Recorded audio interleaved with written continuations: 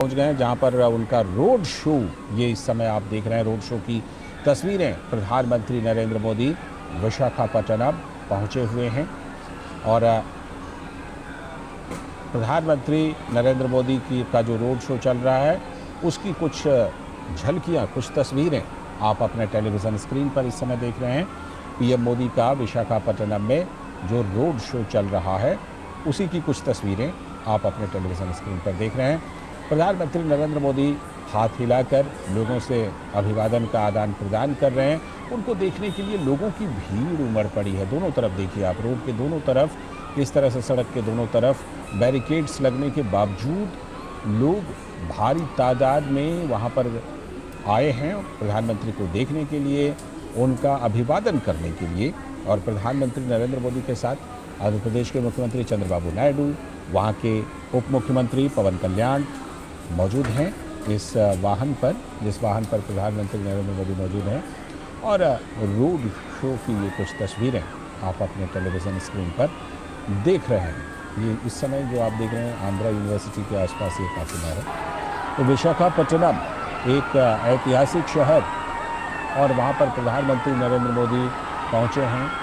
Road show की कुछ तस्वीरें हैं। जैसा कि हम जानते हैं कि प्रधानमंत्री नरेंद्र मोदी आंध्र प्रदेश और ओडिशा के 2 दिनों के दौरे पर हैं। आज प्रधानमंत्री नरेंद्र मोदी का विशाखापट्टनम में कई कार्यक्रम हैं। इसमें करीब 2 लाख करोड़ रुपए की जो परियोजनाएं हैं उसकी सौगात प्रधानमंत्री नरेंद्र मोदी विशाखापट्टनम में आंध्र प्रदेश को देने वाले हैं। इसमें कई तरह की विभिन्न परियोजनाएं हैं जो प्रधानमंत्री नरेंद्र मोदी सौंपने वाले हैं।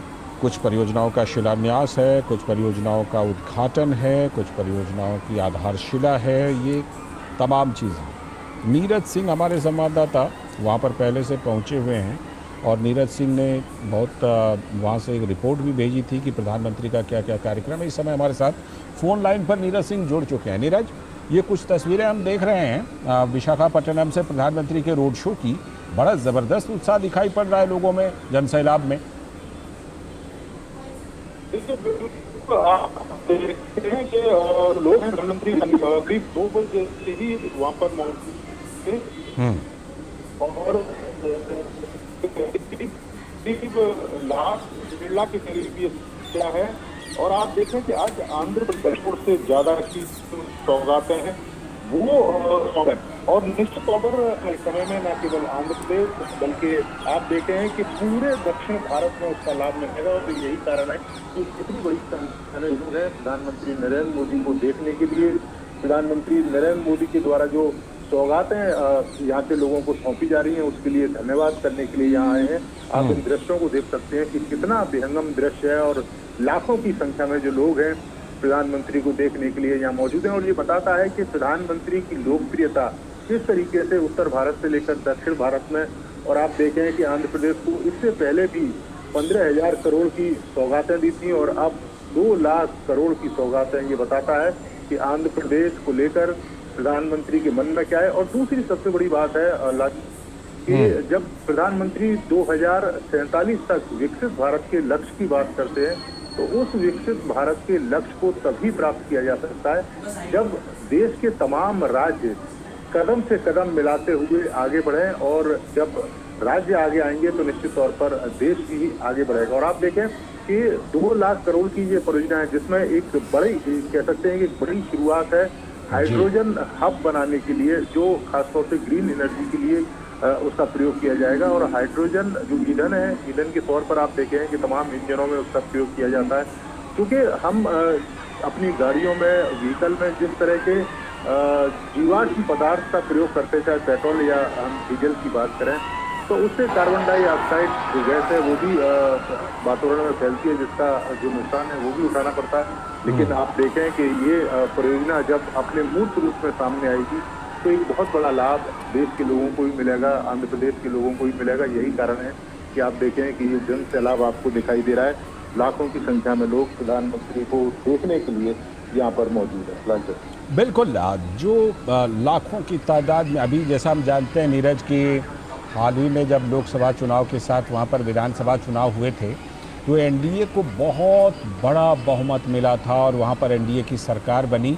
लोगों में प्रधानमंत्री नरेंद्र मोदी को लेकर जो वो क्रेज़ है वो एक बार फिर से विशाखापट्टनम में ये दिखाई पड़ रहा है। और मैं जैसा कि तस्वीरों में देख पा रहा हूँ, हमारे दर्शक भी देख पा रहे हैं कि फूलों की एक तरह से बारिश हो रही है और प्रधानमंत्री नरेंद्र मोदी हाथ हिलाकर अभिवादन दोनों तरफ, रोड के दोनों तरफ कर रहे हैं और अभिवादन का जवाब दे रहे हैं। साथ में मुख्यमंत्री और उप मुख्यमंत्री भी हैं। तो ये प्रधानमंत्री का जो रोड शो है ये करीब कितनी देर का कार्यक्रम है नीरज? देखिए लालचंद, हालांकि जो रोड शो का जो रास्ता है वो 2 से 2.5 किलोमीटर के बीच में, लेकिन आप देखें कि जिस तरीके से वहाँ पर लोग मौजूद हैं और बार बार नारे लगाकर प्रधानमंत्री को अपनी ओर देखने के लिए लगातार कोशिशें भी कर रहे हैं। और आप देखें कि इसमें बड़ी संख्या महिलाओं की है, तो बताता है कि प्रधानमंत्री के मन में क्या चलता है, किस तरह की तमाम योजनाएं महिलाओं को लेकर प्रधानमंत्री देश के लोग करते हैं। और आप देखें कि महिला सशक्तिकरण की दिशा में कितना काम किया गया है और उसी का नतीजा है कि आप देखें कि यहाँ महिलाएं पुरुषों से ज्यादा बड़ी संख्या में दिखाई दे रही हैं। क्योंकि पिछले आप देखें कि 10-11 सालों में लगातार महिलाओं को लेकर, महिलाओं की तरक्की को लेकर आपने देखा होगा, शौचालय बनवाना, इसके अलावा उनको गैस के सिलेंडर मुफ्त में पहुंचाना, घरों में बिजली पहुंचाना, ये तमाम ऐसी योजनाएं हैं महिलाओं को लेकर कि इनको प्रधानमंत्री लगातार चलाते रहे। और यही कारण है कि जब भी चुनाव होता है तो महिलाओं का एक बड़ी हिस्सेदारी प्रधानमंत्री नरेंद्र मोदी जी जो पार्टी लोग होते हैं तो उसका लाभ भी मिलता रहा।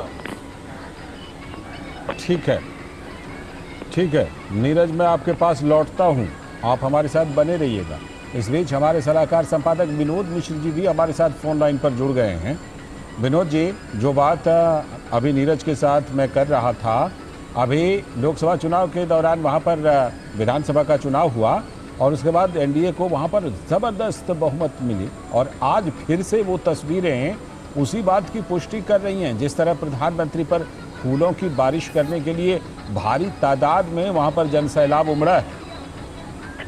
लाल जी, आप ये कहें कि प्रधानमंत्री मोदी का इस साल का ये पहला रोड शो है, आप ये कहें कि प्रधानमंत्री मोदी के तीसरी टर्म का और ये पहला रोड शो है जो आज विशाखापट्टनम में कर रहे हैं।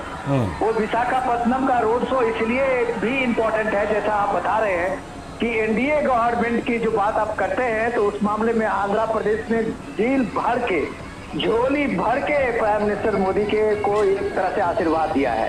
तो जाहिर सी बात है कि जो पहली बार आंध्र प्रदेश में चुनाव जीतने और लोकसभा में केंद्रीय गठन के बाद और प्रधानमंत्री बनने के बाद ये गए हैं। तो ये लोगों का जो उत्साह है, लोगों के जो उमंग है, ये ऐसे ही नहीं है।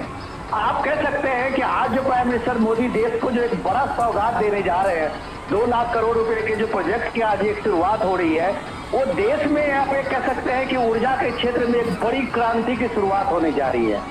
जो प्राइम मिनिस्टर मोदी जब आंध्र प्रदेश में विशाखापट्टनम में 65,000 करोड़ रुपए की प्रोजेक्ट की आधारशिला रखेंगे, ये ऊर्जा के क्षेत्र में आप कह सकते हैं कि एक बड़ी क्रांति की शुरुआत होने वाली है। और इसकी शुरुआत की नींव जब प्राइम मिनिस्टर रखेंगे तो आप कह सकते हैं कि देश की एक नई उम्मीदें, जो डिपेंडेंसी थी कन्वेंशनल एनर्जी में, आप ये कह सकते हैं पेट्रोल डीजल को लेके, जो डिप्लोमेसी जियो पॉलिटिक्स थी, उसके बगल में अगर भारत ने अपनी आत्मनिर्भरता बनाई है, अगर इसके क्षेत्र में, ऊर्जा के क्षेत्र में ग्रीन हाइड्रोजन को लेके, तो आप कह सकते हैं कि एक बड़ा क्रांतिकारी परिवर्तन होने वाला है। आप कह सकते हैं कि आज की जो ये शुरुआत है वो देश को एक नई दिशा और दशा दे सकती है। तो प्राइम मिनिस्टर की मोदी के जो रोड शो में ये बात लोगों को पता है कि ये ग्रीन हाइड्रोजन के बड़े प्रोजेक्ट को लेकर विशाखापट्टनम में और 2 लाख करोड़ के ज्यादा के जो प्रोजेक्ट होने वाले हैं, वो इंफ्रास्ट्रक्चर के रूप में देश को किस तरह से एक नई क्रांति लाने वाली है, इसकी शुरुआत अगर जनवरी के फर्स्ट वीक में होने वाली है, तो ये एक तरह से 2025 का एक नया आगाज है। लालचंद जी, बिल्कुल ये नया आगाज है और आंध्र प्रदेश में इस आगाज में ज़बरदस्त उत्साह भी दिखाई पड़ रहा है। लेकिन जो आपने ग्रीन हाइड्रोजन परियोजना का जिक्र किया है, मैं नीरज से ज़रा उसका और कुछ डिटेल लेता हूँ। नीरज, जो 2 लाख करोड़ रुपए की परियोजनाएं हैं उसमें करीब 1,85,000 करोड़ रुपए का ये निवेश है जो कि ग्रीन हाइड्रोजन प्रोजेक्ट में, परियोजना में ये निवेश होना है। नीरज से हम बाद में जुड़ेंगे, फिलहाल विनोद जी हमारे साथ जुड़े हुए हैं, उनसे ज़रा इस परियोजना के बारे में भी बात करते हैं। जिस तरह से कि ग्रीन एनर्जी पर जोर है विनोद जी मोदी सरकार का, उसमें तो ये 1,85,000 करोड़ रुपए की ये परियोजना है ग्रीन हाइड्रोजन की। ये तो बहुत बड़ा दिन कहा जाएगा ग्रीन एनर्जी को लेकर, स्वच्छ ऊर्जा को लेकर, हरित ऊर्जा को लेकर। डेफिनेटली आप ये कह सकते हैं कि दुनिया जिस समय में कार्बन उत्सर्जन को लेके कोई अल्टरनेट ढूंढने में अभी तक नाकामयाब रही है, भारत ने एक तरह से लीड लेते हुए दिखाया है। भारत ने इसलिए ये लीड लेते हुए दिखाया है कि ये ग्रीन हाइड्रोजन जो है, एक तरह से हम लोग समझें तो ये कार्बन उत्सर्जन के जो ये संकट है उसमें एक संकट को कम करने में एक बड़ा योगदान देने वाला है। आज जब आप दिल्ली में पॉल्यूशन को लेके जब आप देखते हैं कि इस तरह की चिंता होती है, और ये इसका अल्टरनेट में अगर 5 साल 10 साल के बाद ये ग्रीन हाइड्रोजन एक इतना बड़ा विकल्प बनेगा, तो आप कह सकते हैं कि इस शहर में जो AQI को लेके हम चिंता होते हैं 400, 500, 1000, वो लगभग ये सारी चिंताएं खत्म हो जाएगी। तो ये जो एक उम्मीद की किरण जगी है, और ये उम्मीद की किरण अगर आपको अगर विशाखापट्टनम से ये दिख रही है